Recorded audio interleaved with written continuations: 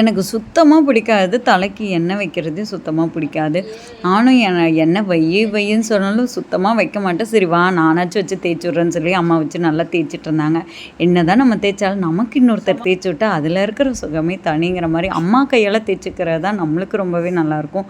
அதுவும் சின்ன வயசில் அவங்க தேய்ச்சி விடுவாங்க பாருங்கள், பிடிச்சி 4 சாத்து சாத்தி அப்படி ஆடாத இப்படி ஆடாத அப்படின்னு சொல்லி திட்டியே தேய்ச்சி விட்ருப்பாங்க. ஆனால் இப்போ அம்மா பிடிச்சி இழுக்காதம்மா வலிக்குதுமா ஒழுங்காக தேய்ச்சி விடு, நல்லா தேய், இப்படி தேய் அப்படி தேயின்னு சொல்லி நம்ம அவங்கள திட்டிகிட்டு இருப்போம்.